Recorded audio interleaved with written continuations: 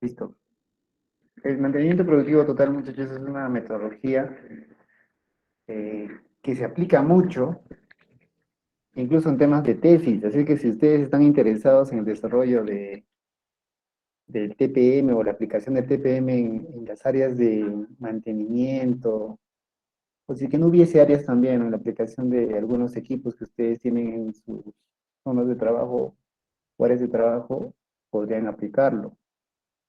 A nosotros nos convocan constantemente para hacer revisiones de tesis y hay muchos compañeros de la carrera que utilizan o hacen, ¿no? Sus trabajos de tesis como implementación del TPM para el área de soporte de tal empresa. Donde veas un equipo donde tal vez el plan de mantenimiento esté flaqueando, podrías utilizar el TPM para mejorarlo, ¿ya? Entonces, ¿cuál es el objetivo de la clase? Bueno, al menos de esta parte de la clase, es que ustedes puedan identificar y aplicar los conceptos del TPM de manera adecuada para mejorar la gestión del mantenimiento. Es una herramienta bastante poderosa. Ahora, ¿dónde surge el TPM? La pregunta es mío. ¿Tienen algún conocimiento, alguna idea de dónde nació el TPM? ¿Qué me dicen? ¿Dónde creen que nació el TPM?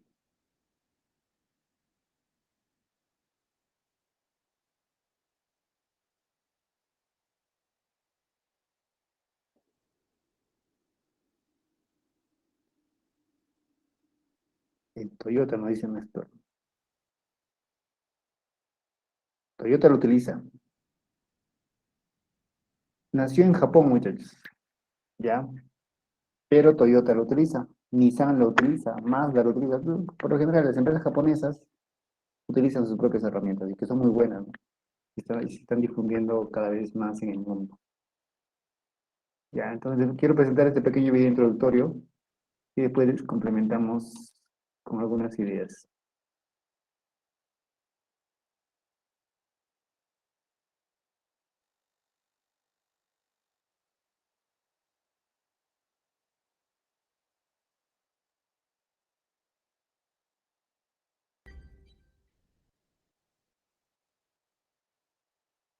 Hola, mi nombre es Alejandro Maldonado de Gemba Academy y me gustaría darles la bienvenida a nuestro curso sobre los conceptos de mantenimiento productivo total o TPM por sus siglas en inglés. Al final del módulo sabrán qué significa TPM, incluyendo cuáles son los 8 pilares o actividades principales de TPM. También hablaremos sobre lo que se conoce como las 6 grandes pérdidas y cómo TPM ayuda a muchas empresas a mejorar la producción y multiplicarla por el doble. Por último, entenderán por qué TPM no es una opción para organizaciones Lean que dependen de máquinas y equipo para satisfacer la demanda del cliente. Muy bien, antes de comenzar, estoy emocionado de compartirles que este curso TPM fue impartido en vivo por Mike Robleski, uno de nuestros consultores de Gemba Academy Consulting y de Kaizen Institute. Mike ha estado practicando Lean por muchos años y aprendió directamente de los expertos Lean como el señor Shigeo Shingo, uno de los arquitectos principales del concepto cambio rápido o SMED. Ahora sí, comencemos por el significado del concepto. Mantenimiento productivo total o TPM es un método para lograr máxima eficiencia de equipos a través de la participación total del empleado. Al realizarse de manera correcta, TPM involucra a todos los empleados, incluyendo, pero no limitando, a gerencia, operadores, ingenieros y personal de mantenimiento. Mike ofrecerá una explicación a fondo sobre TPM a través de los siguientes módulos, pero hay un principio clave que quiero destacar. TPM no es solo la responsabilidad de mantenimiento o un programa de mantenimiento. TPM requiere arduo trabajo en equipo entre todos los asociados. Hay muchas razones por qué TPM es tan importante para cualquier organización realmente enfocada en la mejora continua. Primero, en su núcleo, TPM se trata del aumento de eficiencia de la operación, asegurándose que su equipo esté seguro, disponible y funcione correctamente cuando lo necesiten. Mientras que los tiempos de entrega son predecibles y son capaces de entregar lo que le prometieron a su cliente, Ahora, TPM se trata de colaboración y trabajo en equipo en todos los niveles de la organización. Como tal, fortalecerá la moral y la cooperación mientras los asociados aprenden a trabajar en armonía unos con otros, en vez de apuntar con el dedo y culpar a los demás cuando las cosas van mal.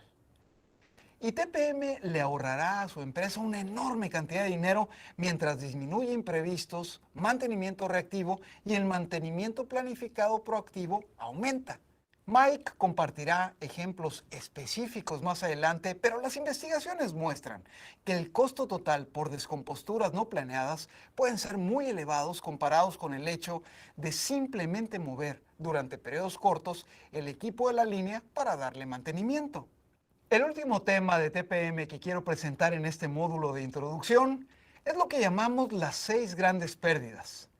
Mike les presentará una métrica poderosa llamada efectividad total de equipo, o OEE por sus siglas en inglés, que nos permite cuantificar los 6 tipos principales de pérdidas de equipos. El primer tipo de pérdidas son averías o fallas del equipo. Estos tiempos son cuando el equipo se descompone y no está disponible cuando se necesita. La segunda pérdida es preparación y ajuste de máquinas y ocurre cuando trabajamos para preparar el equipo para ejecutar otro tipo de producto. Hablamos de este tema a más detalle en nuestro curso sobre cambio rápido o SMED, así que lo invitamos a verlo también. Y cuando combinamos averías y pérdidas por preparación y ajuste, conforman lo que llamamos pérdidas por disponibilidad. Los dos siguientes tipos de pérdidas son detenciones menores y velocidad reducida. Estas pérdidas pasan cuando el equipo se detiene de vez en cuando o cuando tenemos que detener el equipo con el fin de producir buenas piezas. Estos dos tipos de pérdidas forman lo que llamamos pérdidas de rendimiento. Finalmente, los dos últimos tipos de pérdidas están relacionadas con la calidad. Las pérdidas de defecto y repetición de trabajos pasan cuando las máquinas producen piezas malas. Estas son devastadoras, ya que el tiempo que la máquina gasta produciendo las piezas malas es tiempo perdido y es probable que la máquina tendrá que perder tiempo adicional rehaciendo la pieza o produciendo una pieza completa. Y por último, las pérdidas de puesta en marcha ocurren cuando las piezas están siendo ajustadas y perfeccionadas a medida que comienza la producción. Muchas organizaciones con capacidad limitada pronto descubren que de hecho tienen más capacidad de la que necesitan una vez que logran reducir estas 6 grandes pérdidas de TPM. Y como resultado pueden ganar más clientes a menor costo. Muy bien, en el resto de este curso Mike Wroblewski discutirá cómo atacar estas 6 grandes pérdidas a través de la implementación de un programa TPM enfocado y con disciplina. Además, Mike también va a presentar lo que conocemos como los 8 pilares de TPM, los cuales incluyen elementos como el mantenimiento autónomo y programación de equipo. En conjunto, estos 8 pilares son la base de un programa exitoso de TPM. Bueno, así llegamos al final del primer módulo de introducción. Disfruten de esta conferencia sobre TPM de Mike Wroblewski. Nos vemos pronto.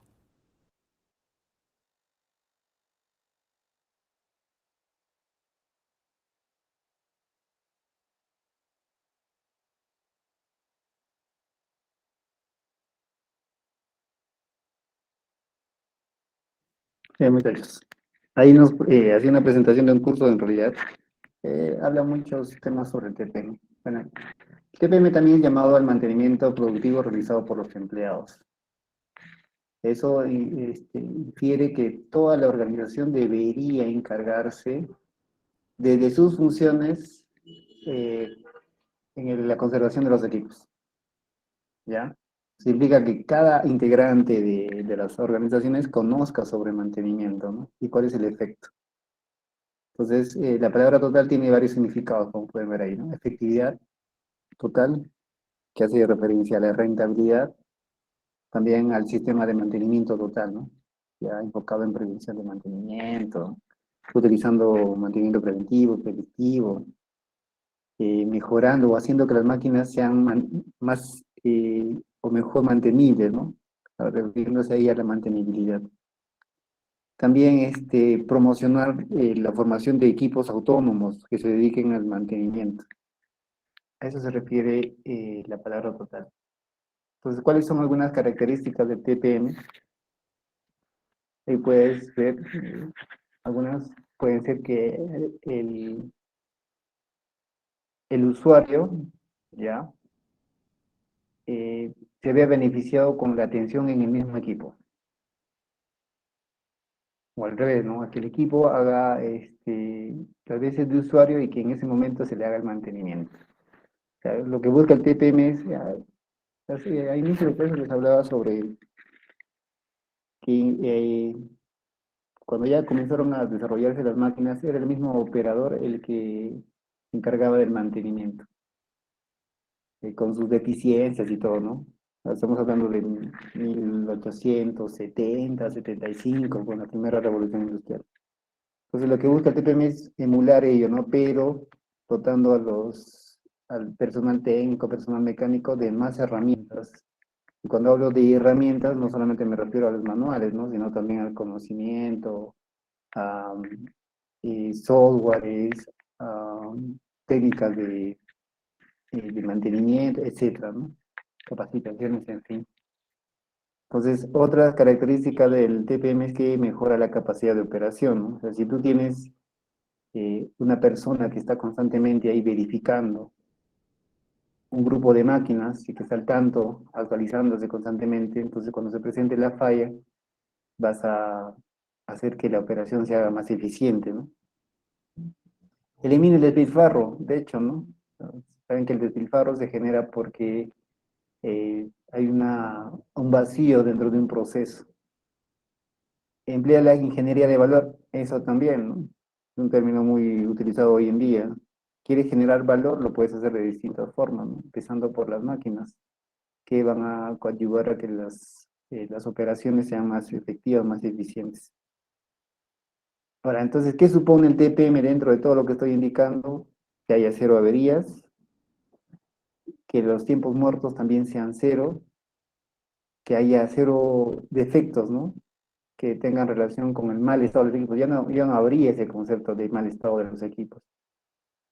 Pérdida de rendimiento también, ¿no? Cero pérdida de rendimiento. Y principalmente cero accidentes. Si las máquinas operan bien, trabajan bien, se les hace un seguimiento constante, ¿no? Vas a tener cero de todo lo que estoy viendo. Algunos conceptos básicos del TPM es que deben estar capacitados y enterados de las ventajas de tener los equipos, en este caso los activos, en buen estado desde el gerente hasta el trabajador de campo. Ese es el cambio de conciencia que se debe generar, ¿no? Y trabajar bastante en este cambio de actitud, porque muchas veces, pues, gerentes más se enfocan en las ventas, en la producción y dejan de lado un poco al área de mantenimiento, ¿no? O sea, creen que nombrando un personal de mantenimiento ya se soluciona todo, cuando no se presta la atención o se le da la importancia respectiva al área. Entonces, una actitud corriente entre operadores y mecánicos es que operadores, digamos, yo soy el operador, tú eres el mecánico, por lo tanto tú solamente solucionas este problema. Entonces, con el TPM se elimina eso. Todos forman parte de la conservación de las máquinas. Eh, Utiliza las 5S. Ya, esto de las 5S en varias empresas ahí colocadas, ¿no? En banners grandes. Aquí hace esto, o aquí implementamos o utilizamos las 5S, dicen, ¿no? Seiri, Orton, Seiton, Seiso, Seikatsu, Shitsuke. ¿Cuál es el detalle? Que muchas de estas empresas que pregonan el uso de las 5S no la cumplen. ¿Ya? Está ahí como referencia nada más. La idea es cumplirlas, ¿no? Algunas consideraciones fundamentales. La implementación del TPM supone cambiar las nuevas formas de pensamiento, comunicación y trabajo, ¿no? Ya que hay varias áreas implicadas, entonces deben comunicarse más. Es muy importante la comunicación y esa tiene que reforzar continuamente. Para ello se tienen que formar equipos interfuncionales, ¿no? De prevención del mantenimiento. No solamente con una persona de un área o estos grupos no deberían ser de la misma área, ¿no? Sino hacer partícipe personas de distintas áreas y a ir reforzando esos lazos de conocimiento, de comunicación. Otra clave importante en el TPM es la filosofía, ¿no? De cero defectos con un enfoque de equipo de taller para la resolución de problemas. Entonces, ahí se debe enfatizar, pues, ¿no? La inversión que se debe hacer por parte de la organización para que todos dentro de la organización sepan de mantenimiento, ¿no? Aspectos principales. Y con la formación de los grupos esto se refuerza, ¿no? ¿Cuáles son los objetivos del TPM? Reducir el retraso para poner el equipo en operación, mejorar la disponibilidad, o sea, tiene relación, ¿no? Si tú reduces el retraso, o sea, la reparación de un equipo, lo que estás haciendo es reducir el MTTR. Entonces, al reducir el MTTR, por defecto, mejora la disponibilidad, ¿no? De un equipo. Que lo vimos en indicadores, cómo es la relación. Y lo que buscas también es incrementar la vida útil de los equipos, ¿no? Si están, constantemente lo estás manteniendo, estás realizando inspecciones, verificaciones. Ya como filosofía, ojo, no es, puede parecerse, ¿no? Al mantenimiento preventivo. Por ahí habrá la pregunta, pero si el mantenimiento preventivo hace lo mismo, claro, pero el mantenimiento preventivo se hace en determinados momentos. En cambio, el TPM se tiene que hacer siempre, constantemente, es una filosofía, ¿no? Un cambio de paradigma. Muy importante incluir a los usuarios de los equipos en su mantenimiento, ¿ya? Cosa que no hace, por ejemplo, el mantenimiento preventivo, ¿no? Mantenimiento preventivo no te especifica bien quiénes deberían hacerlo, por ende se colige que solamente le corresponde al área de mantenimiento. En cambio, en el TPM te indica que no hay esa distinción. Puede ser el operador, puede ser el técnico mecánico, pero todos deben estar alineados en esa dirección. Hacer uso balanceado e intensivo del mantenimiento predictivo y preventivo se utiliza, ¿no? Yo les decía, hemos visto a inicio de clases los tipos de mantenimiento preventivo, predictivo, correctivo. En todas estas metodologías que existen, siempre se van a utilizar esos tres. Distintos cambios de nombre, ¿no? Y lo que se busca es mejorar la mantenibilidad de los equipos. ¿Qué era la mantenibilidad, muchachos? ¿Se acuerdan? Tocado 2 veces ese concepto. ¿Qué era la mantenibilidad?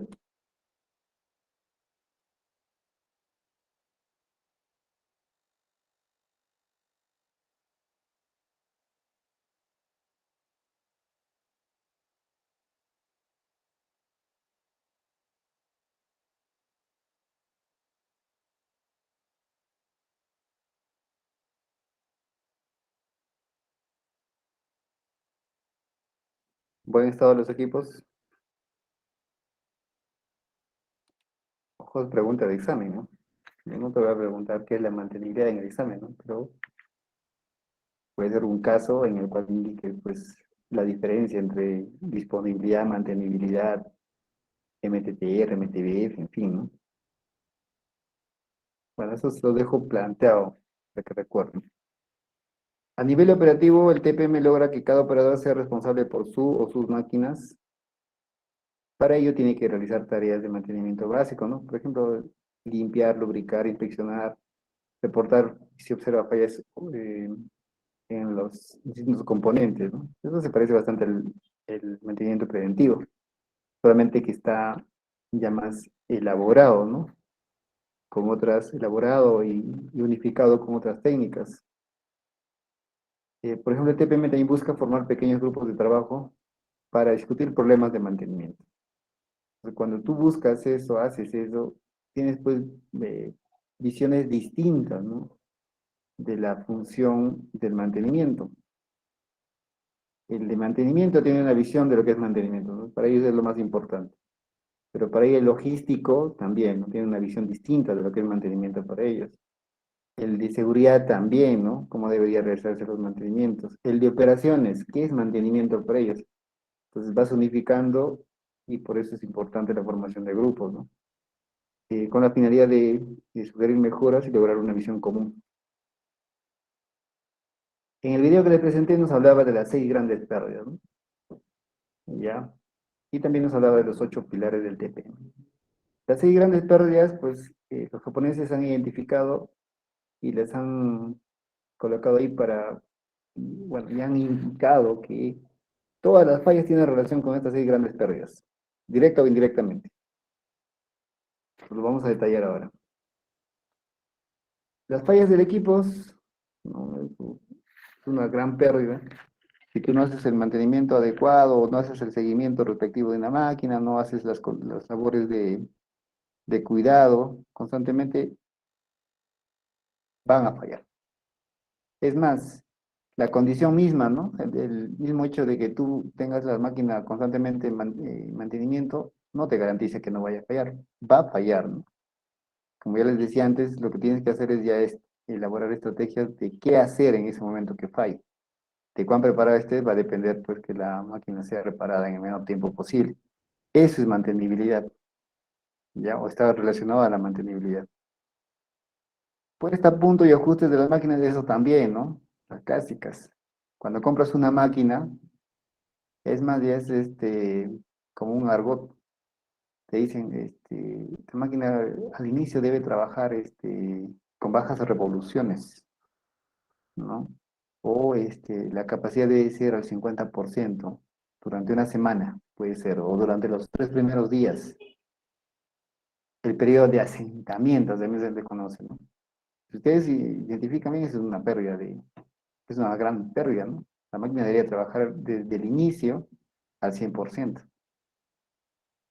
Ellos lo que han indicado es eso, ¿no? Y los ajustes también, ¿no? Cuando esas reparaciones, por ejemplo, constantemente hay que estar verificando los ajustes de las máquinas, eso te toma un tiempo, ¿no?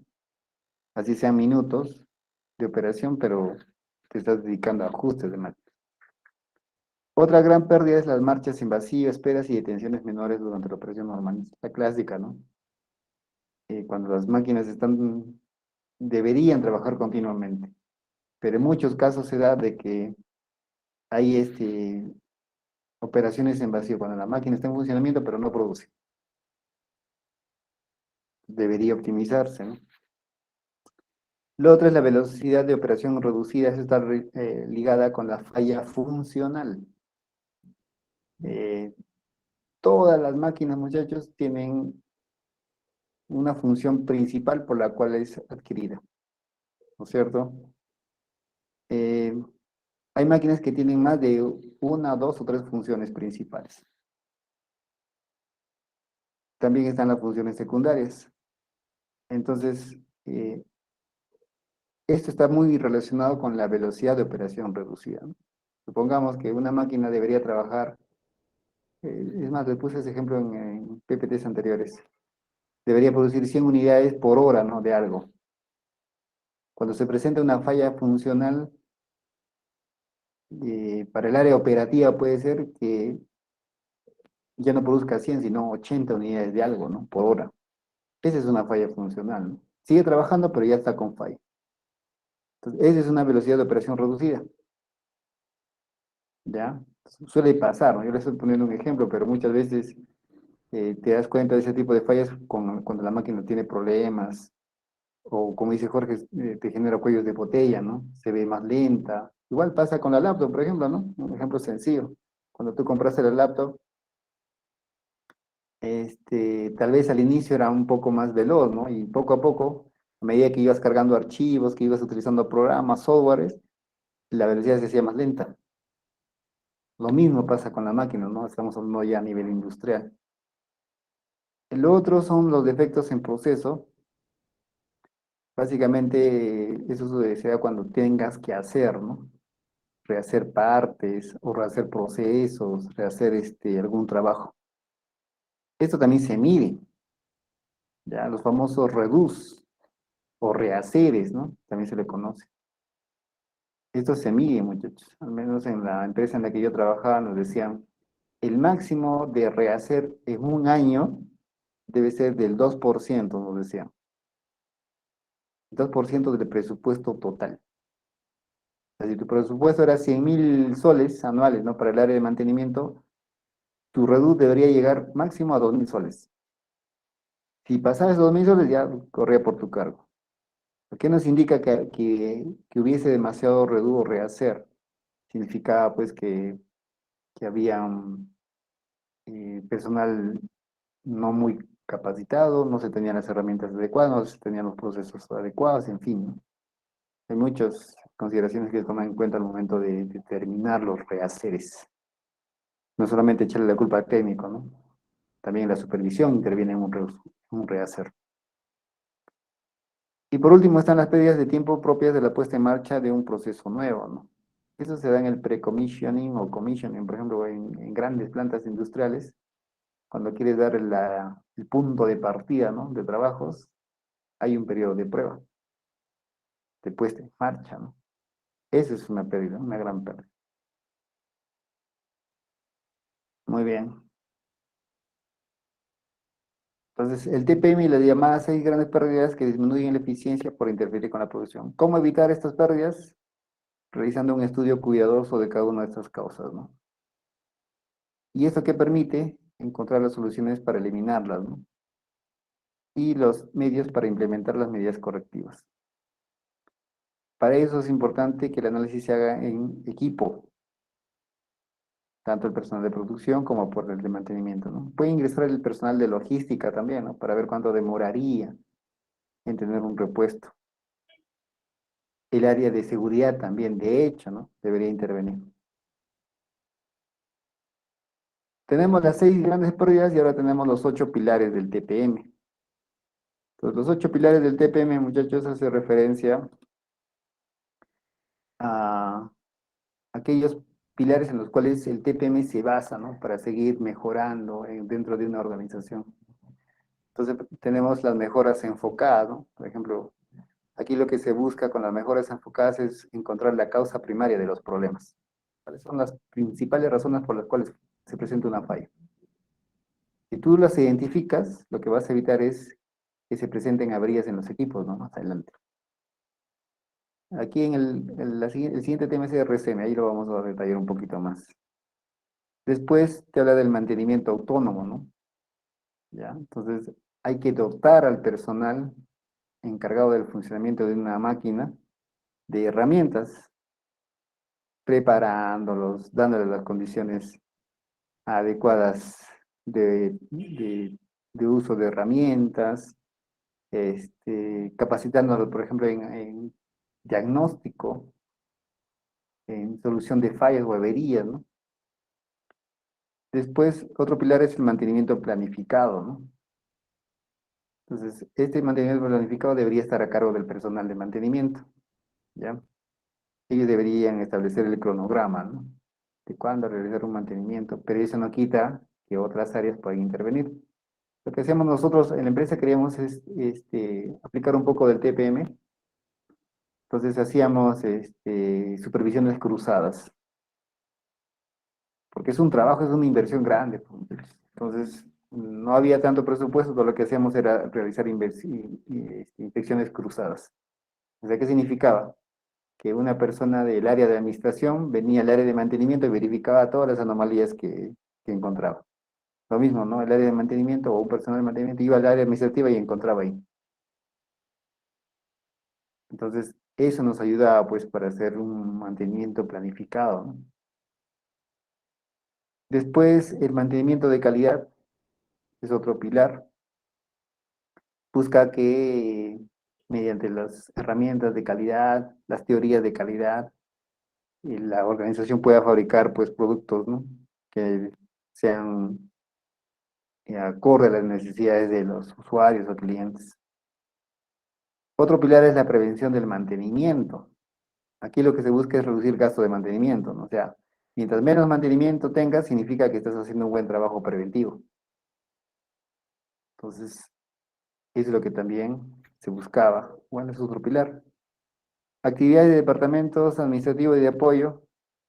Básicamente, aquí serviría para que esta área nos ayude con la parte documentaria, ¿no? El análisis de datos. Muy importante, otro pilar es la formación y adiestramiento constante, ¿no? Todo el personal. Hay organizaciones en las cuales incentivan, y no tanto incentivan, sino los obligan ya, ¿no? Si es que no quieren, a personal de mantenimiento, de operaciones, a llevar cursos sobre mantenimiento, para que tengan conocimiento, ¿no? Y ahora con la virtualidad se hace más sencillo. Y por último, otro pilar es la gestión de seguridad y entorno, ¿no? La importancia de mantener máquinas operativas que no generan accidentes. Esos son algunos de bueno, los 8 pilares del TPM. Ustedes pueden encontrar más información en las redes, en las páginas de internet, hay bibliografía sobre TPM y te puede detallar en mayor medida, ¿no? Cada uno de estos pilares.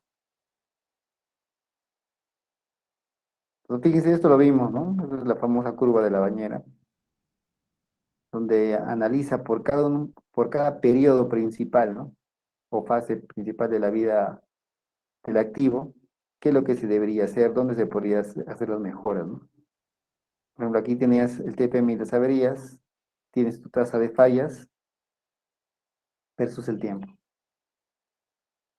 Entonces, en este periodo, que son de fallas prematuras o iniciales, lo que podría hacerse es eh, realizar ensayos, mejoras de mantenimiento, mejor fabricación podría sugerirse, ¿no? Porque en ese periodo las causas principales de fallas son pues referidas al diseño, a la fabricación y a la operación. En equipo nuevo, el personal no sabe cómo operar, curioso, hace una mala operación y malogra la máquina en su etapa inicial, ¿no? La máquina está nueva, ya ha fallado. Claro, pues tema operativo. Varias veces ha pasado. Después, en el periodo de fallas accidentales, ¿ya? Y básicamente se deben a operación, ¿no? Y obviamente algunas fallas que pueden presentar los componentes de las máquinas. ¿Qué puedes hacer aquí? Es enfocarte en el mantenimiento preventivo a través de la capacitación y entrenamiento, ¿no? Reforzando básicamente. Y luego ya pues cuando el activo ya está entrando a su etapa final, se van a presentar periodos de fallas por desgaste. Aquí se dan básicamente por desgaste, pues, ¿no? Una máquina que ha trabajado, si quieres en años, 6 7 8 10 15 años, o si quieres en horas, 100.000 horas, 50.000 horas, en fin, ¿no? Ya tiene suficiente desgaste. Esas son las principales causas. ¿Qué puedes hacer aquí? Mejora del mantenimiento preventivo y mejora de las actividades de mantenimiento, ya con una mezcla de predictivo, correctivo también puede incluirse.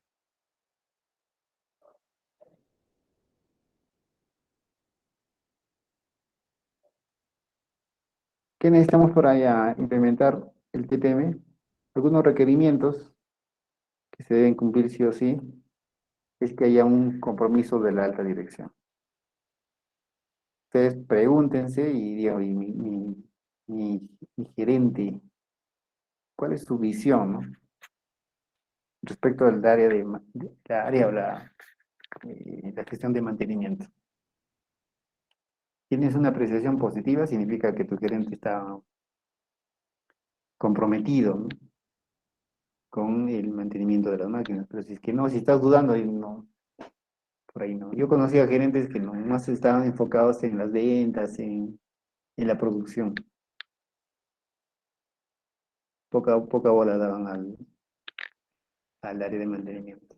Otro requerimiento es que los equipos estén bien organizados, ¿no? Como hemos visto ahí, pequeños grupos que fomenten las discusiones o el análisis sobre trabajos de mantenimiento.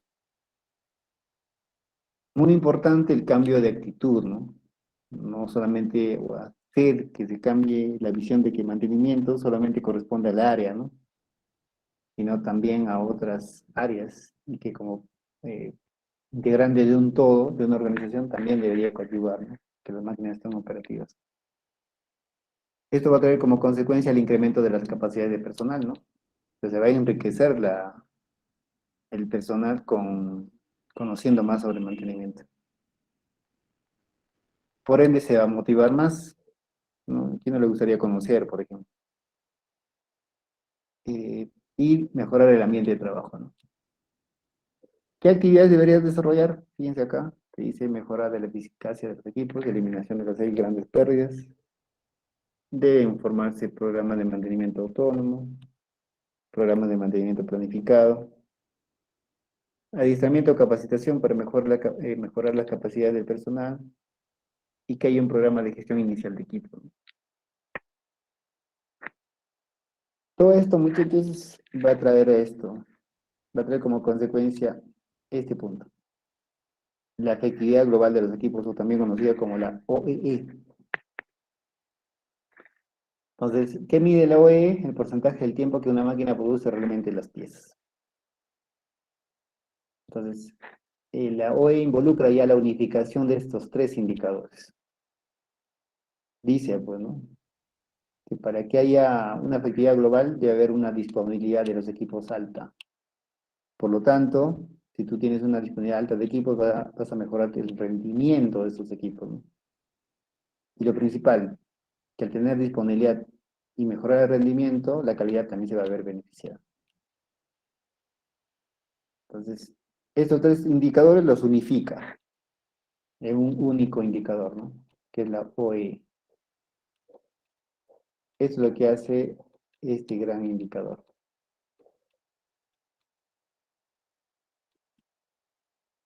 Entonces, ¿cuáles son las mediciones, ¿no? O el benchmarking que utilizan para ver si la OE está bien o no dentro de una organización? Si la OE es menor que el 65%, implica que el área o la gestión de mantenimiento dentro de una organización es inaceptable. Eso obviamente que involucra también a las demás áreas, ¿no? Si está entre 65 y 75%, se considera que la gestión del área o la gestión de equipos está regular. Entre 75 y 85% es aceptable, entre 85 y 95% es buena, mayor al 95% de una OE mayor al 95% significa que el área de mantenimiento o la gestión de mantenimiento está rozando la excelencia, como pueden ver acá. ¿Qué mide la disponibilidad? Básicamente es un indicador que mide la probabilidad de que un equipo esté disponible en el momento que tú requieras, ¿no? ¿Cómo se calcula? Fíjense, disponibilidad es igual al tiempo de operación bruto entre el tiempo de carga. El rendimiento, porque es igual, tiempo de operación neto entre el tiempo de operación bruto. Y finalmente viene la calidad, que es el tiempo de operación efectiva entre el tiempo de operación neto.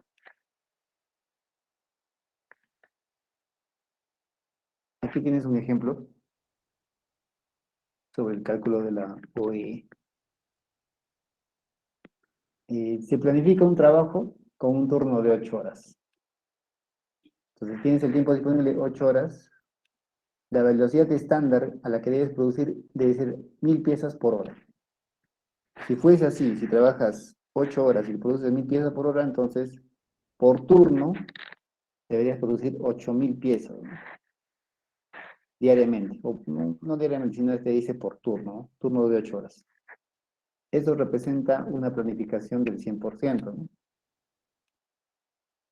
Ahora, estamos poniéndonos en el caso de que la disponibilidad de las 8 horas solamente trabaje 6, ¿ya? Que las 6 horas productivas de 8 horas sean disponibles. Entonces, ¿qué significa? Que si tú mantienes tu velocidad estándar de 1000 piezas por hora, en 6 horas ya no vas a producir 8000, sino 6000, ¿no? ¿Qué significa? Que tu producción debido a la disponibilidad se redujo del 100% al 75%. Solamente porque de 8 horas vas a reducir a 6 horas de operación. ¿Qué te dice del rendimiento? En toda operación hay microparadas, ¿no? Hay paradas o alguna máquina vea reducida su velocidad de operación. Entonces, eso va a representar que ya no produzcas las 1000 piezas, sino 700 piezas por hora, por estos factores que les acabo de mencionar, ¿no? Microparadas y velocidad de máquina reducida. Entonces, estás trabajando 6 horas y ahora produces 700, ¿qué significa? Que ahora solamente vas a producir 4200 piezas por turno. ¿Qué significa? Que tu disponibilidad o que tu rendimiento abre del 70%, ¿no? Ya. A ver, hacer un cálculo.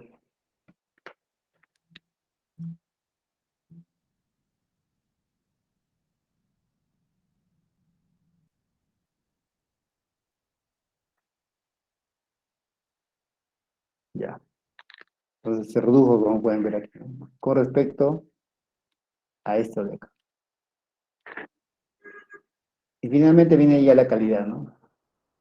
Entonces, de todas las piezas que has producido, siempre pues hay piezas que no cumplen con las especificaciones, ¿no? En este caso, para este ejemplo, han encontrado 168 piezas defectuosas. O sea, de las 4200, 168 estaban malas. ¿Qué significa? Que solamente hay buenas 4032 piezas por turno. Con respecto a esto, bajaste un 96%. ¿Cómo se calcula la OE? Multiplica, ¿no? 75 por 70% por 96%. Significa que estás obteniendo un indicador global del 50,4%. ¿Qué significa? Que tu OE es inaceptable.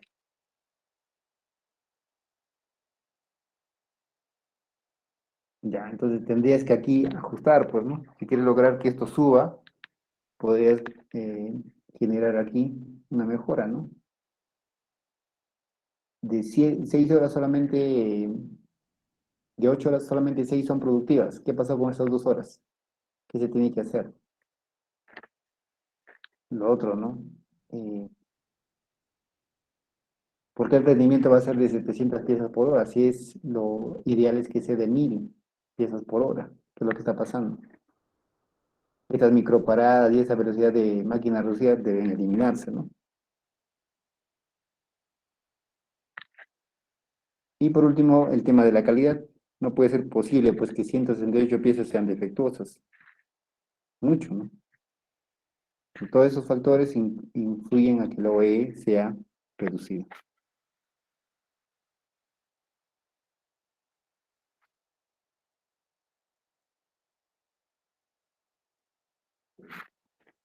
Listo, muchachos. Eso es el primer tema de la clase referido al TPM. Vean la importancia. Entonces, ustedes pueden ingresar a Google y buscar, ¿no? Empresas transnacionales que utilizan el TPM. Vas a encontrar que no solamente las japonesas, sino que ya es una forma de mantenimiento que se aplica en muchas partes del mundo, que requiere mucha inversión, porque como han podido ver, hay varias características que se deben cumplir, ¿no? Todo eso implica invertir. ¿Cuál es el detalle? Que muchas empresas u organizaciones no están dispuestas a hacer esa inversión. El segundo tema, que vamos a ver un ratito, por favor.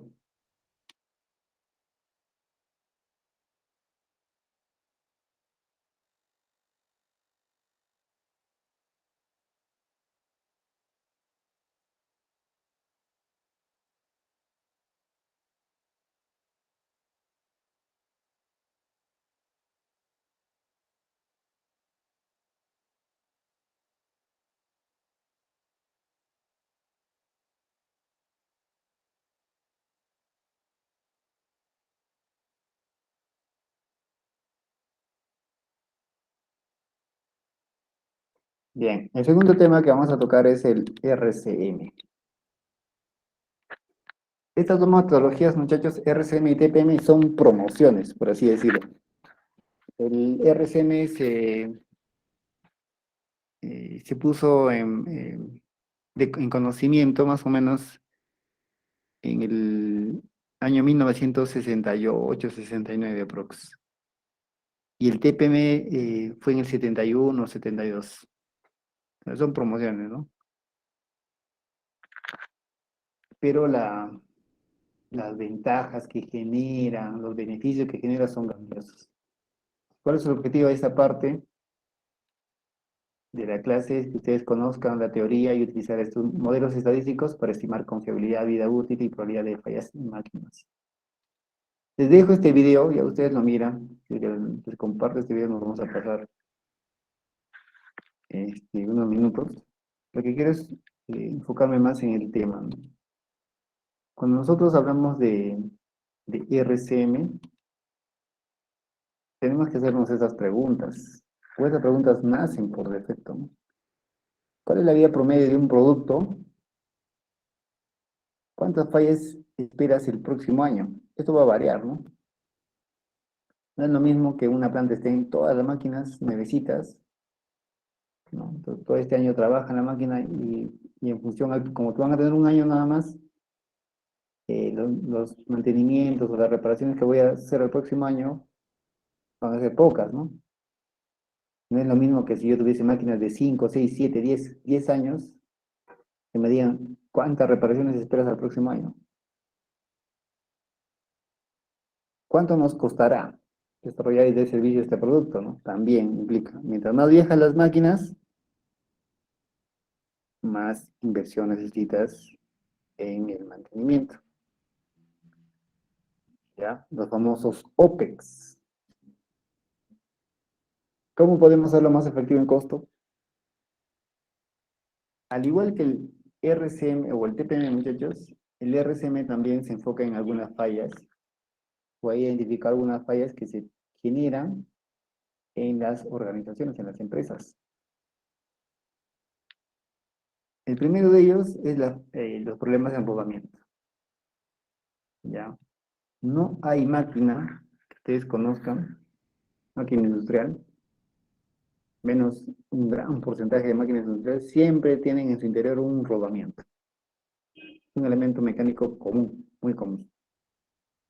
Por lo tanto, los problemas son diversos, ¿no? Falta de lubricación, contaminación, desgaste interno, fractura, este, fractura por fatiga, etcétera, ¿no? El otro tipo de fallas son en los cojinetes y partes móviles. Estos son cojinetes estáticos, se podría decir, porque sirven como elemento de desgaste, ¿no? Para evitar que otras piezas mucho más costosas se dañen. Por ejemplo, en el caso de cigüeñales en un motor de automóvil. Un cigüeñal, muchachos, te cuesta, dependiendo, ¿no? Del vehículo, aproximadamente 3.000, 2.500 soles, dólares 1.000, dependiendo de si es original o no. Varía el costo. Y estos elementos te cuestan, pues, uno te costará 15, 20 soles. Uno. ¿Qué es lo que se hace? Prefieres desgastar estos elementos a gastar el elemento de $1.000, pues, ¿no? En muchos componentes mecánicos vas a encontrar estos cojinetes estáticos. Otro son las roturas de piezas móviles por no respetar holguras y tolerancias. Suele pasar, ¿no? Entonces, todo elemento que gira, muchachos, en una máquina, debe tener tolerancias. ¿Por qué? Porque con el movimiento y las cargas a las cuales está sometida un eje, un árbol, estos se dilatan por el calor, pues, ¿no? O sea, al dilatarse, crecen, ¿no? En tamaño. Entonces, ahí es por eso la importancia de las holguras y tolerancias. O a la inversa, ¿no? Cuando hace frío, los elementos mecánicos se contraen. También necesitan tolerancias y holguras, ¿no? Muchas veces no se tiene, no se encuentra esas tolerancias y las piezas móviles se fracturan porque no encuentran espacio para crecer o encogerse, ¿no? Es otro tipo de falla. Después vienen la estructura de piezas móviles por no respetar press y apriete, o sea, ya nos referimos a elementos de sujeción, ¿no? Pernos, tuercas, tornillos. Muchas veces se utiliza, pues, en lugar de pernos, la soldadura, ¿no? Varias veces se ha cometido esa imprudencia. Si un sistema, un componente tiene pernos de sujeción, deberían tenerse siempre, ¿no? Varias veces he visto, allá para que no se mueva, lo sueldan y genera peores problemas. Después, fugas de fluidos por colocación incorrecta de elementos de estanqueidad. Cuando hablamos de elementos de estanqueidad, estamos hablando de sellos, empaques. Entonces, ¿cuántas veces se ha visto fallas, no? Sellito que cuesta $1 te genera una fuga de fluido que está, no sé, pues, ¿no? El balde 80, $90. $1, ¿ah? Contra 80, 90, imagínate. Por no colocar bien un sellito. Igual, lo mismo pasa con los empaques. Ya, los empaques deben ser a medida, bien, muy bien elaborados. Muchas veces se suele hacer uno, cuando no se tiene el repuesto original, se suele hacerlo, ¿no? Respetando una forma del componente. El otro tipo de fallas son las fugas de fluidos por reutilización de elementos de estanqueidad. Eso está referido cuando no tienes el sellito, que lo que haces es buscas un alternativo. Bueno, en el peor de los casos, reutilizas, ¿no? Eso podría hacerse, ¿no? Porque para eso existen, pues, los manuales de reutilización de componentes. Lo puedes hacer, pero no todos están en la capacidad de análisis, ¿no? No tienen la misma experiencia o la capacidad para hacer un adecuado análisis, ¿no? De si se pueden utilizar o no elementos, reutilizar o no elementos de estanqueidad. Ante emergencia se puede hacer, ¿no? Pero no siempre. Y finalmente, vienen las fallas por mala realización de calibración o por no realizarlo. Eso que nos sugiere que todo elemento de ajuste, instrumento de ajuste, torquímetros, goniómetros, medidores de presión, etcétera, etcétera, deben calibrarse continuamente. ¿Ya? Un manómetro debería calibrarse, ¿no? Mínimamente una vez al año. Mínimo. Si lo haces 2, 3 veces, mejor, pues, ¿no? Entonces, esta introducción, muchachos, ya para entrar a materia. Como pueden ver ahí, el RCM fue, nació por iniciativa de dos trabajadores de una empresa aerocomercial, la United Airlines. Ya, entonces, el señor Nolan y Heap publicaron, ¿no? un manual o un libro que lleva por título Mantenimiento centrado en la confiabilidad. Entonces, básicamente aquí te especifica, ¿no? Que el RCM es un procedimiento sistemático y estructurado en el cual consiste en analizar las funciones de todos los activos, ¿ya? De una máquina, de sus componentes, de las partes de estos componentes, para determinar los requerimientos de mantenimiento. Entonces, nosotros vemos que hay muchos, eh, muchas máquinas en industrias que no deberían fallar por nada. Ejemplo, los reactores nucleares, por ejemplo. ¿Cuántos accidentes nucleares han habido, no? Pensilvania, Fukushima, Chernobyl, por mencionar algunos, y el desastre que generan. Después, en la industria aeroespacial también, ¿no? No deberían fallar esta máquina, porque la falla de esta máquina implica, pues, que se pierdan muchas vidas, ¿no? Lo mismo pasa con los helicópteros, transbordadores, en fin. Entonces, les quiero mostrar este ejemplo, muchachos, de por qué nació el RCM. Es un caso que pasó en nuestro país. Como les dije, nació en la industria aerocomercial, ¿no? Ante la proliferación, podríamos decir así, de accidentes, Y como hemos indicado, esos accidentes pues no son accidentes sin retorno, ¿no? No te generan rara vez sobrevivientes, ¿no? Porque generalmente es pérdida total. Entonces, en nuestro país pasó algo similar. Fíjense en la descripción, muchachos, de las causas del accidente. ¿Ah? Atentos, por favor.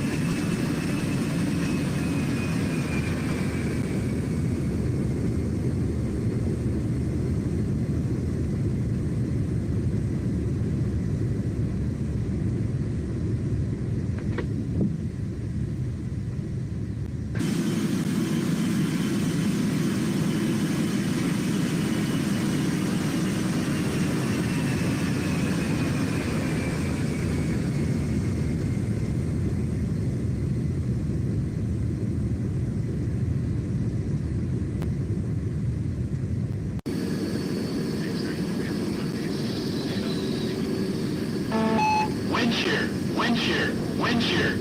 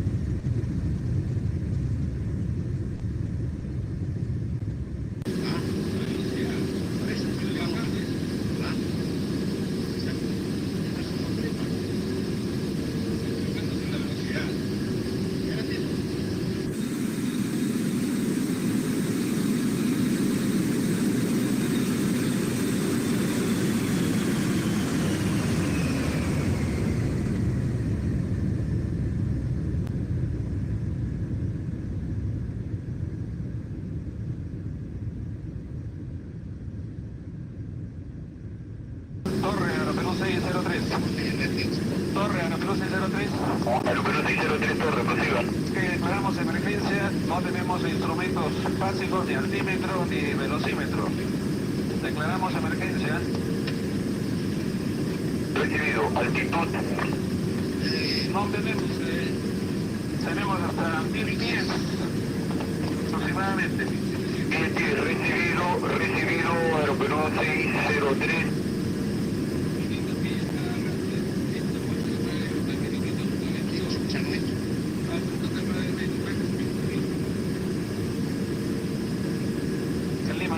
603. 603, Lima. Sí, solicitamos que nos victoree para ILS Petronas. Correcto. Se le sigue por la derecha rumbo 330.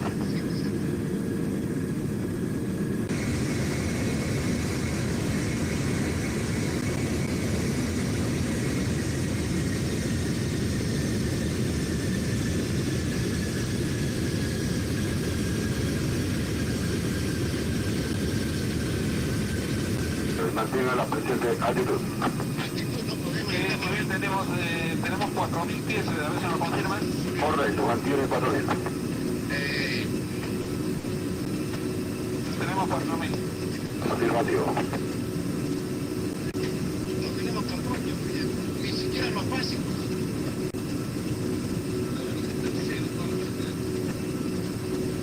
Da la velocidad, por favor, si nos ven entrar. Sí, afirmativo. Atento 10 segundos. Parece que está subiendo porque se reserva con nivel 60 a 22 millas al sur. Y está volando con un rumbo de 195. Ok, tenemos bien eso, el 190, tenemos rumbo 190 y tenemos el altímetro 13.000 pies.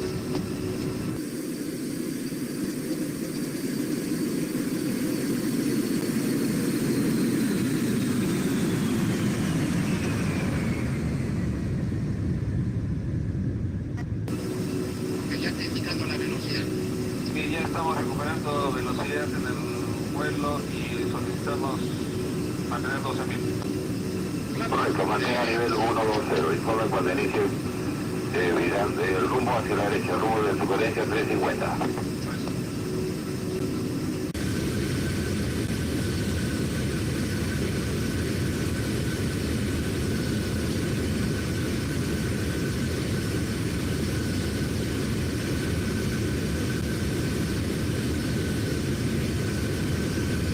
Mire por la derecha para ensartar el localizador y completar el INS. La altitud que puede ascender es hasta 4.000 pies. 315 de voltear a la derecha para estacionar el localizador. Todavía no tenemos el Según la presentación está cruzando el Bahía 230 de Lima. Distancia al oeste-suroeste es 37 días. Tenemos problemas acá en lectura de instrumentos, vamos a tener que ayudar en las actitudes y velocidad. Recibido. Bajemos a 10.000 pies.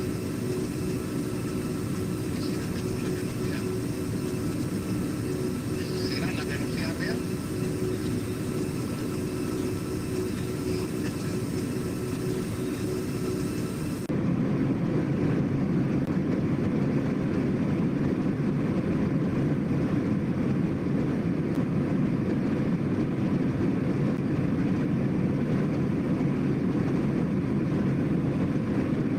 ¿Se indica la velocidad, por favor?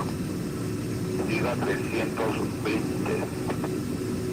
Correcto. Tenemos todos los motores cortados y está acelerando y acelerando.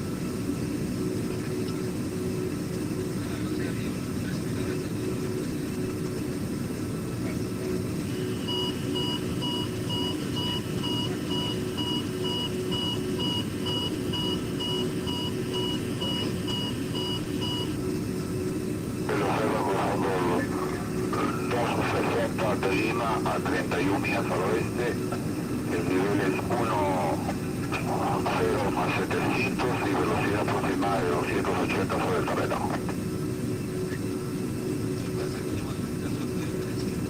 Vamos a poner Recibido.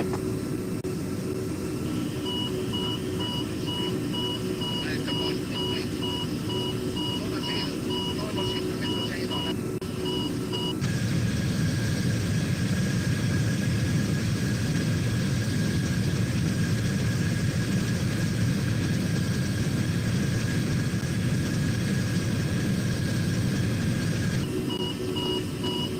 No hay posibilidad de alta velocidad. Por favor, Correcto, el estado de rescate. solicitamos ¿hay algún avión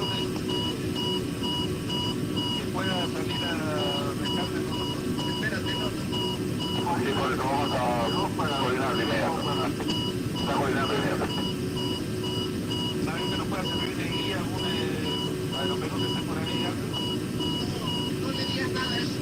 Sí, porque estoy ahorita estamos en pleno. Atiende, tenemos un 707 que va a salir para una web y se está avisando. Dice si tenemos cheque, ¿cómo va a tener? Checa. Pero es que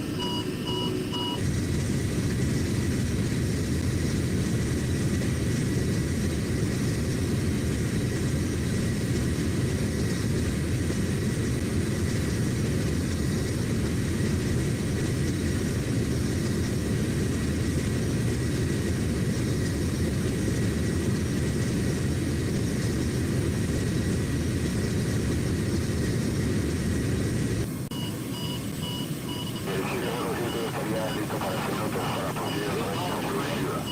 Too low terrain. Too low terrain. Too low terrain. Too low terrain.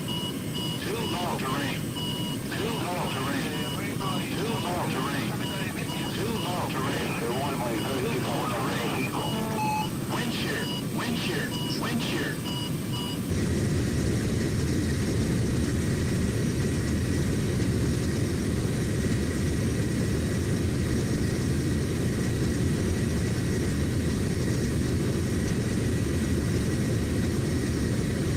Estamos sobre el agua, ¿no es cierto?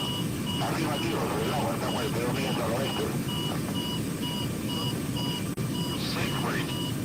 Sink rate. Sink rate. Sink rate.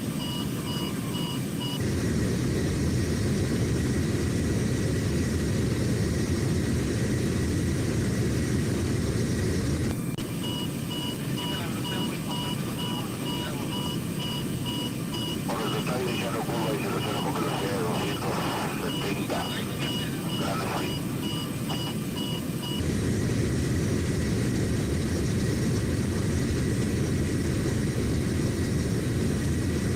no puede estar volando con esta velocidad. Estamos bajando con todo el motor. Forma altura, por favor, porque tenemos el too low terrain. Too low terrain.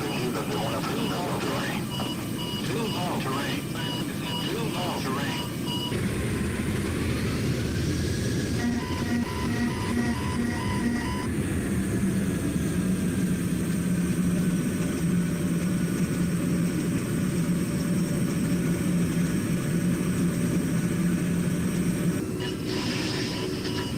Estamos impactando en agua.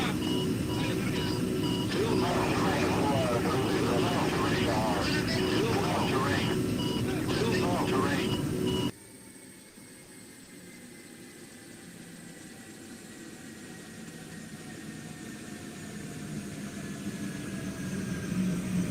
Too low terrain. Too low terrain.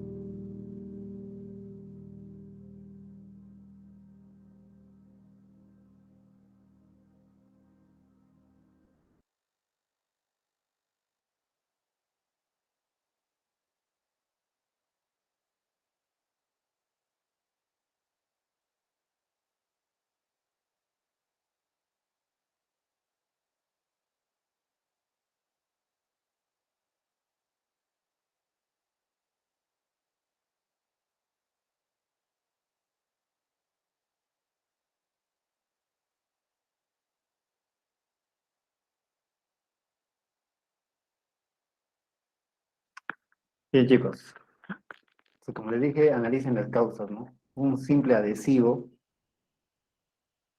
costaron 61 vidas, ¿no? Bueno, de pasajeros y 29 tripulantes.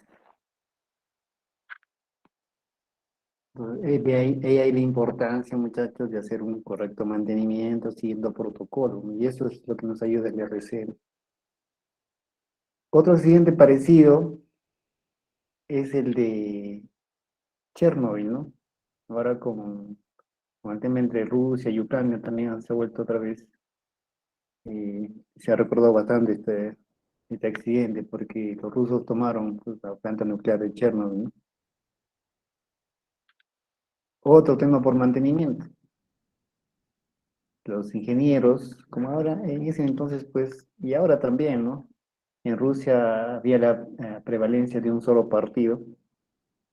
Pues, todos los que pertenecían al partido tenían trabajo asegurado. ¿Qué pasó? Un grupo de jovencitos, ingenieros, obviamente, trabajaron en la planta, ¿no? Y un día quisieron hacer la prueba de cómo se comportaría la planta nuclear ante la falta de energía eléctrica. Se les fue la mano, muchachos. ¿Ya? Se les fue la mano y generaron una gran explosión.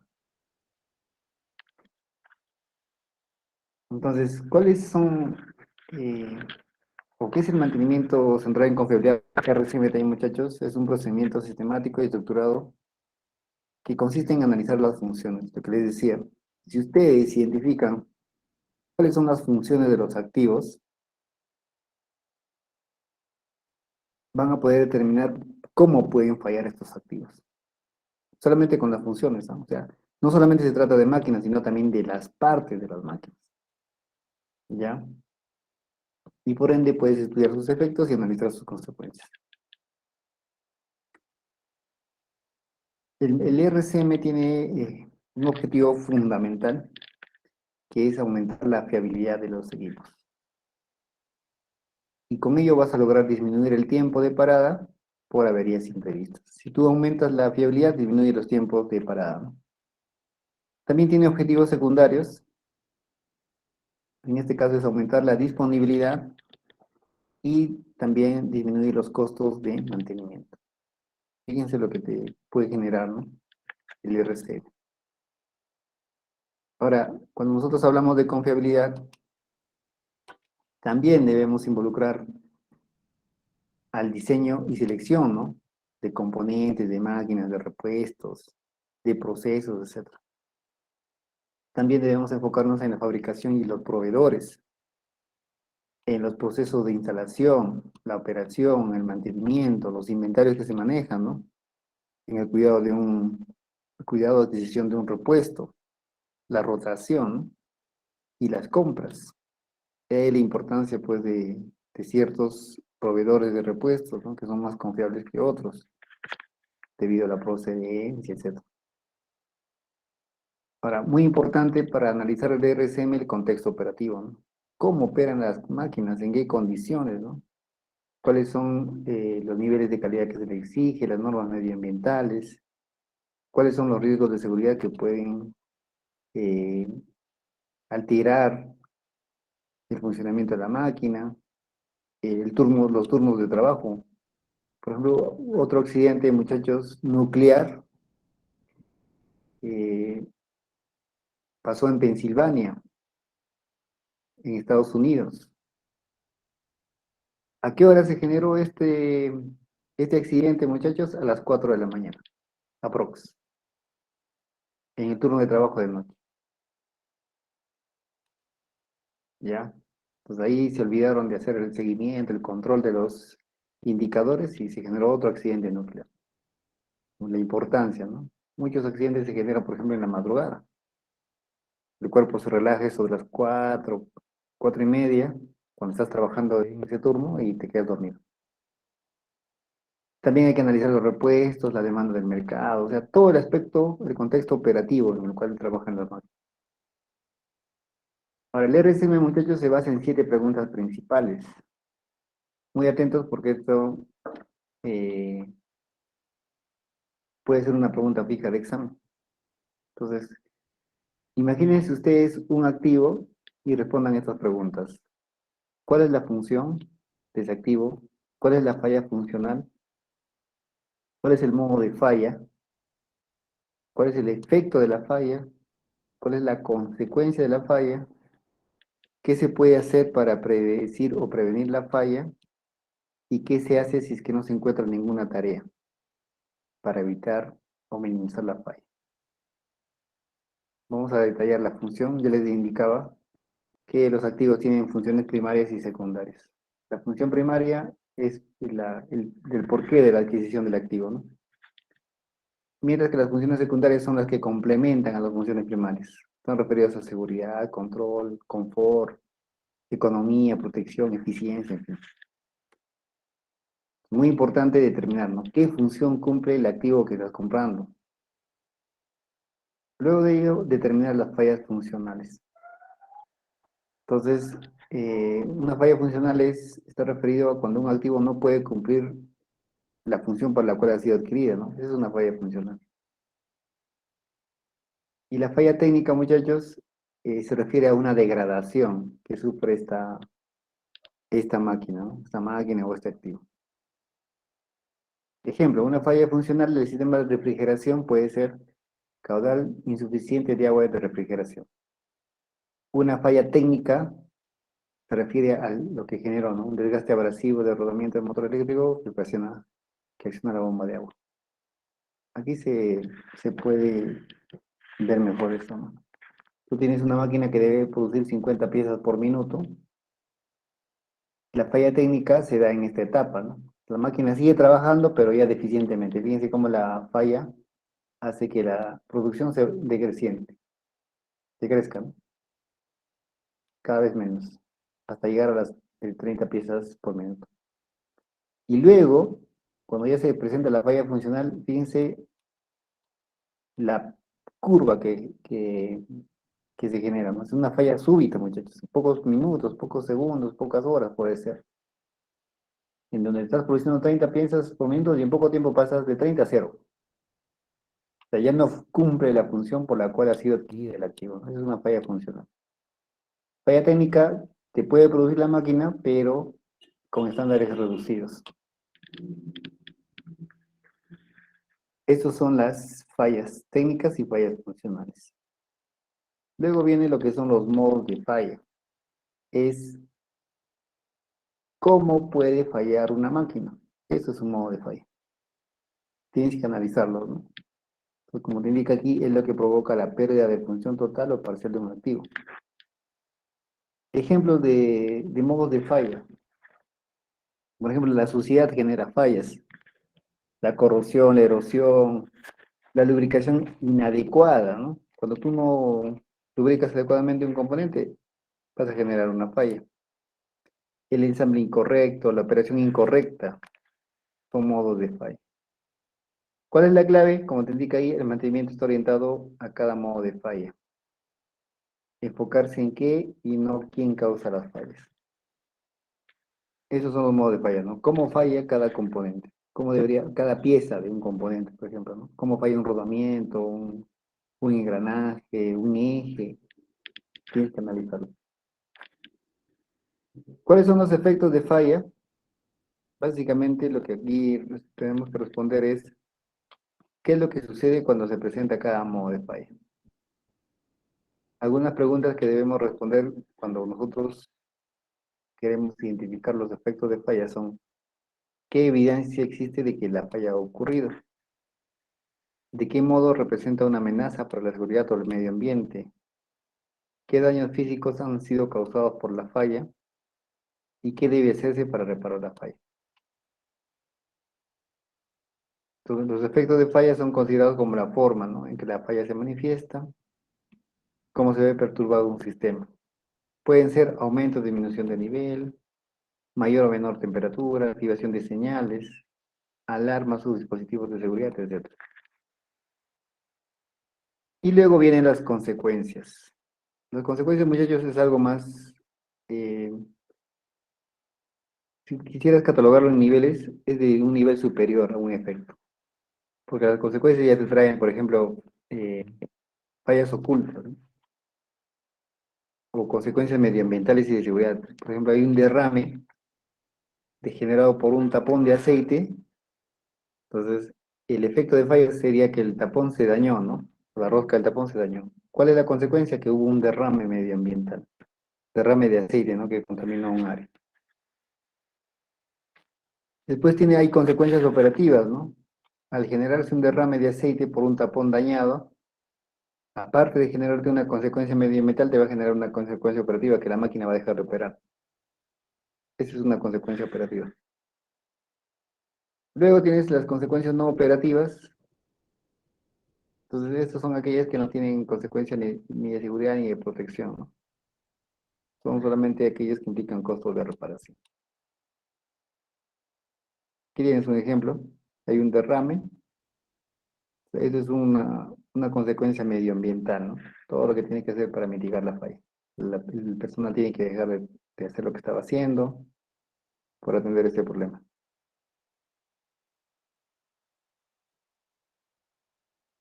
Ahora,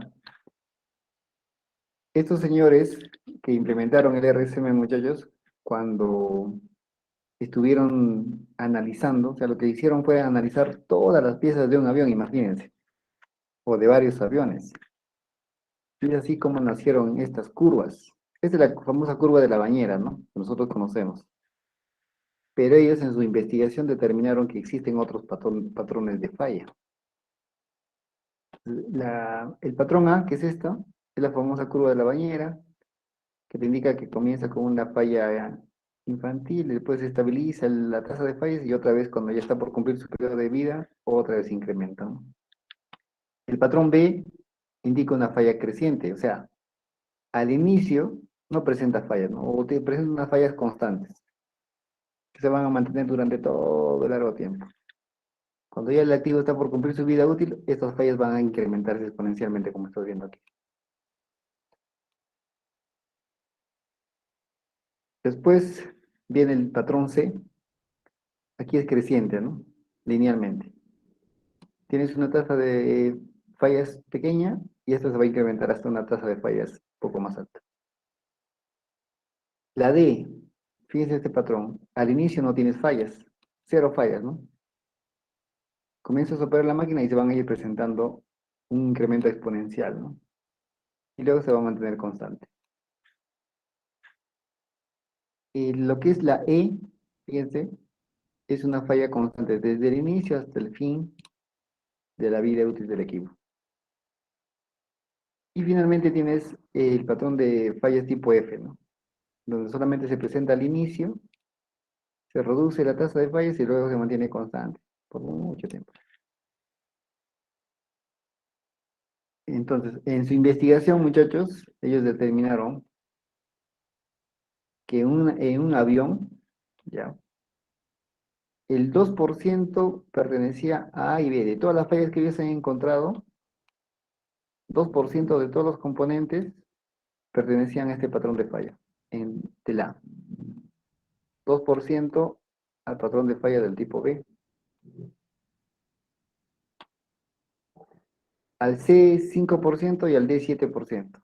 O sea, acá el total de piezas evaluadas de un avión, 5% falla de esta forma. 7% falla de esta forma. Y finalmente, el 14% al E, que acá pertenece el 14%, y el 68% a este tipo de fallas.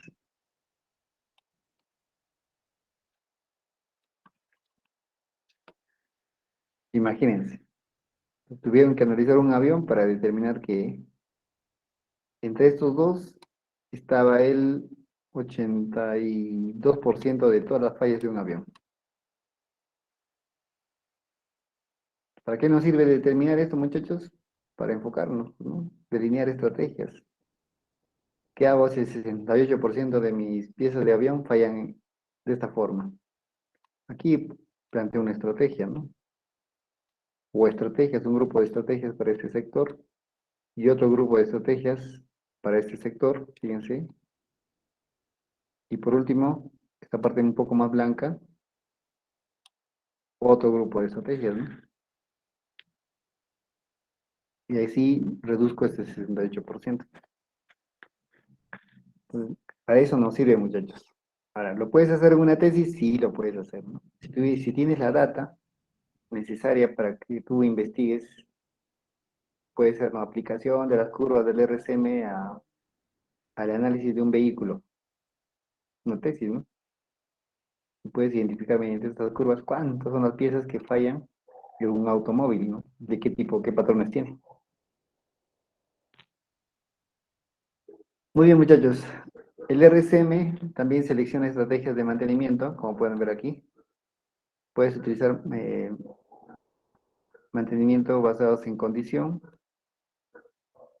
en reparaciones programadas, en reemplazo programado. Puedes aplicar tareas de búsqueda de fallas, tareas de rediseño.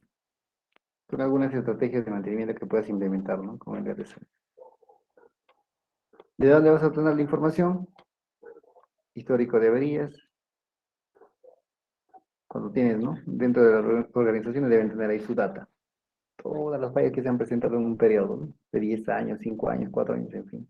Es un histórico. El personal de mantenimiento también te puede brindar información, ¿no?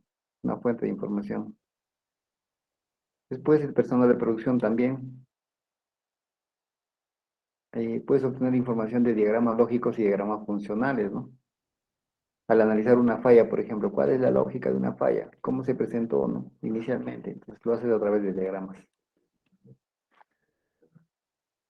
Bien, chicos, este es un análisis de criticidad. Ejemplo que les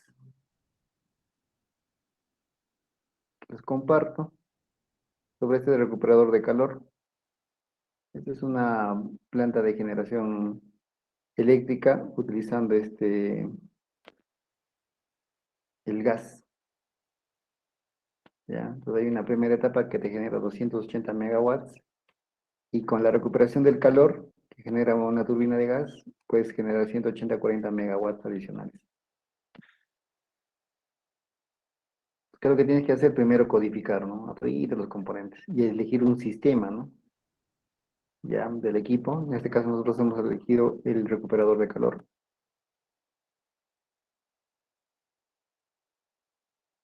Entonces, analizas de ese equipo todos los sistemas, ¿no? Que componen esta máquina. Luego de ello, los separas de acuerdo al análisis de criticidad. Si cada uno de estos sistemas es crítico, como estás viendo aquí, ¿no? Aquí está la tablita. Si es crítico, si no es, es normal. Esta tablita se los compartí, si no me equivoco. Ya, aquí está, fíjense. Identificas la máquina que quieres aplicar el RSM, después los divides en sistemas, y a cada sistema de la máquina eh, le das una criticidad. Si es crítico, importante o prescindible. Es lo que hicieron acá, ¿no? Aplicaron el sistema de criticidad y identificaron cuál es la criticidad de cada sistema. Una vez hecho esto, por cada componente, fíjense, ¿no? Cada componente que ves aquí le tienes que aplicar describir, ¿no? A qué sistema pertenece, cuál es su función, cuáles son los tipos de fallos que pueden presentarse. Describes cada fallo que se presenta en la máquina y el modo de fallo, el modo en que puede fallar, ¿no? Cada una de estas piezas. Y finalmente ese es el plan de mantenimiento. Ya aquí básicamente especificas qué tareas vas a realizar a diario, mensualmente, anualmente, en fin. Pues para ir concluyendo, muchachos, ¿cuáles son las 10 fases del RCM? La fase 1 hace referencia a qué es lo que pretendes lograr con la implementación del RCM. Paso 2 es la codificación y listado de todos los sistemas. Ya, todos los sistemas, subsistemas que componen la planta.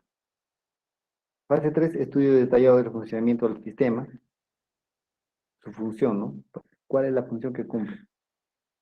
Después de esto, las fallos funcionales de cada sistema o cada componente. ¿Cómo puede fallar? Es el modo de fallo, ¿no? O las causas. Luego vienen las consecuencias de cada modo de fallo, qué es lo que genera, ¿no? Hemos visto de acuerdo a las tablitas. Determinación de qué medidas preventivas puedes aplicar. Agrupar las medidas preventivas en sus diferentes categorías, ¿no? Las categorizando. Puedes juntar. Pones en marcha las medidas preventivas y finalmente evalúas, ¿no? Cómo se está realizando esta puesta en marcha de todas las medidas que has implementado. Ya chicos, entonces hasta aquí la clase de lo que es el RC. Como han podido ver, hoy hemos visto dos técnicas que ya, en la cual confluyen, ¿no? Conocimiento de mantenimiento preventivo, predictivo, correctivo, que son el RCM y el TPM. ¿Preguntas, dudas, muchachos?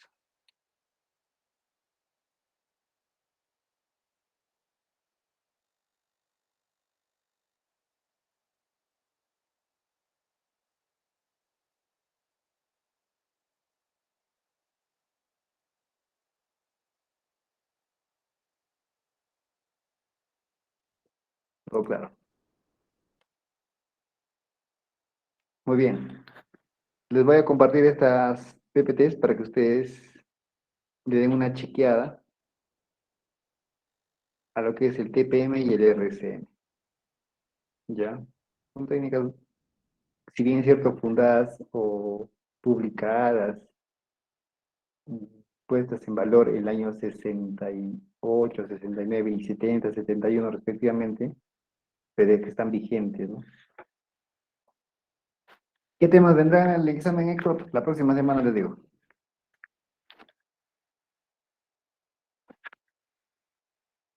Bien, muchachos, les comparto la información, ¿ya? Ya no tienen productos académicos, o sea, simplemente ya comenzar a repasar todos los temas que hemos venido desarrollando.